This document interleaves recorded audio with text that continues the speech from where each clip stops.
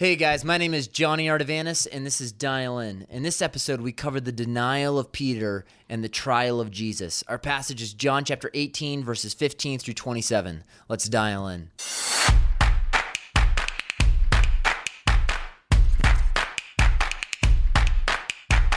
John chapter 18, verses 15 through 27. Simon Peter followed Jesus, and so did another disciple. Since that disciple was known to the high priest, he entered with Jesus into the courtyard of the high priest, but Peter stood outside of the door. So the other disciple, who was known to the high priest, went out and spoke to the servant girl who kept watch at the door and brought Peter in. The servant girl at the door said to Peter, "You also are not one of the man's disciples, are you?" He said, "I am not." Now the servants and officers had made a charcoal fire because it was cold, and they were standing and warming themselves. Peter also was with them, standing and warming himself. The high priest then questioned Jesus about his disciples and his teaching. Jesus answered him, "I have spoken openly to the world. I have always taught in synagogues and in the temple where all Jews come together. I have said nothing in secret. Why do you ask me? Ask those who have heard me. What I said to them, they know what I said." When he had said these things, one of the officers standing by struck Jesus with his hand, saying, "Is that how you answer the high priest?" Jesus answered him, "If what I said is wrong, bear witness about the wrong. But if what I said is right, why do you strike me?" Annas then sent him bound to Caiaphas the high priest. Now Simon Peter was standing and warming himself. So they said to him, "You are also not one of his disciples, are you?" He denied it and said, "I am not." One of the servants of the high priest, a relative of the man whose ear Peter had cut off, asked, "Did I not see you in the garden with him?" Peter again denied it, and at once a rooster crowed. Now, if you recall, chapters 13 through 17 of John are all in one long evening on the night before Jesus' crucifixion. Jesus is with his disciples, and he knows that his hour has come. He knows of the betrayal of Judas, and he knows of his looming death. He then tells his disciples in chapter 13 that he is going to leave them and that he is going to the Father. And in verse 36 of chapter 13, remember this with me, Peter asks Jesus, "Where are you going?" And Jesus answered Peter and said, "Where I am going, Peter, you cannot follow me now, but you will follow me afterward." Then Peter responds in chapter 13, "Lord, why can I not follow you now? I will lay down my life for you." And Jesus responds and says, "Will you lay down your life for me, Peter? Truly, truly, I say to you, the rooster will not crow until you have denied me 3 times. Now fast forward with me to chapter 18, where just hours after Jesus had prophesied of Peter's denial, Jesus is being bound by soldiers and being taken away to trial. But Peter won't have it. He grabs a sword and cuts off a guy's ear. He's ready to fight. But Jesus shuts him down. He restores the man's ear, and Jesus goes voluntarily. He is not bullied into submission. He tells the band of soldiers, "Take me. I'm your guy. Let the others go." Jesus will not be defended by Peter or by anyone else for that matter. His kingdom is not of this world. He says later, "If my kingdom were of this world, my servants would fight." And in Matthew it tells us that Jesus said, "Do you not think that I cannot ask my Father right now, and he will send me more than 12 legions of angels to defend me?" If I needed to be rescued, Jesus says, if I needed to be defended, I can ask my Father, and he will send me 12 legions of angels. Now, what can 12 legions of angels do? We don't even know that type of power, but we know the power of one angel. We see that in the Old Testament. One angel wiped out 185,000 Assyrians alone. This is massive, incalculable, divine power at his disposal, but Jesus doesn't use it. He was born to die, and so he goes voluntarily. Now, as we continue in John chapter 18, we see that John is writing this narrative like a novel. He is bringing us into simultaneously occurring scenes that are happening at the exact same time. 2 different dramas are happening here, one being Jesus' trial and the other being Peter's denial. John is showing us, think about this, that at the exact moment Jesus is going to his death, the reason that he is going to his death is to pay for the sins that are being, at that very moment, committed by the one who would have been considered his most devout follower. Jesus is on his way to the cross to pay for the sins of Peter that Peter is committing at the exact same time. The punishment for all of Peter's denial is about to be borne by Jesus within a matter of hours. We see in verse 15 that Peter is following Jesus as Jesus is being led away to trial. Now, Matthew tells us that when Jesus was arrested, all of the disciples scattered.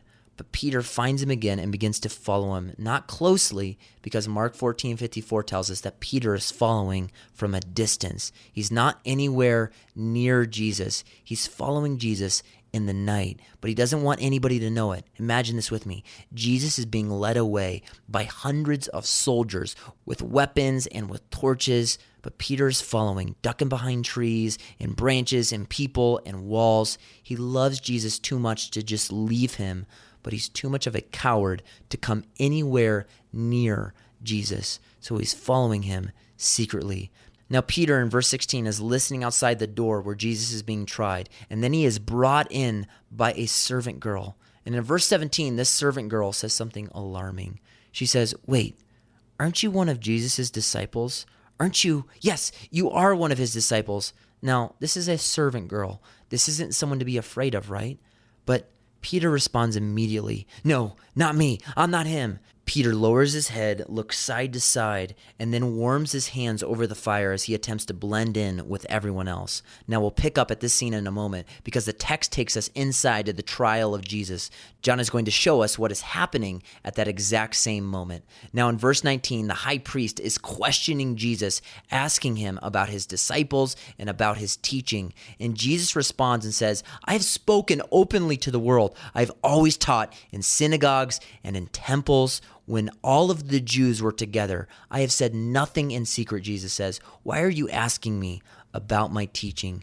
Jesus is alluding to an obvious reality. He is saying, why are you trying to figure out what my message has been? You know all of my teachings because I taught them in front of you. I love what Paul says in Acts 26, verse 26. He says that the words and works of Jesus were not done in a corner. No one was confused about Jesus' claim to deity. No one was confused about his condemnation of the self-righteous, nor of his love and grace to sinners. After Jesus responds, he is then hit by an officer nearby. Imagine this with me. The creator of the universe is being clubbed by a young man. He's getting mocked by someone he created. We will see more of this to come. This is the fulfillment of Micah 5:1. They shall smite the judge of Israel with a rod on the face, on the cheek. Jesus responds and says, "Why do you hit me? Have I done anything wrong?" What's the answer? No, Jesus had done nothing wrong. And because he had done nothing wrong, he was uniquely qualified to be our sacrifice. Now we pick back up in verse 25 where Peter is warming his hands over the fire. He's trying to blend in with everyone else, but he also wants to listen in on the conversation that's happening with Jesus. But for a second time, someone looks at him and says, "Wait, I know you. You're one of Jesus' followers. You're one of Jesus' disciples." And for a second time, Peter says, No. You've got the wrong guy. You've mistaken me with someone else. I don't know Jesus." And he goes back to warming his hands over the fire. But for a third time, a servant says, "No, you are one of Jesus' disciples. In fact, I saw you in the garden. You're the guy that cut off my cousin's ear." And then Peter denies Jesus for a third time, and he does so emphatically, and the other gospels will tell us that he does so with cursing. He says, "I don't bleeping know the guy. Would you get this through your bleeping head? I don't bleeping know him."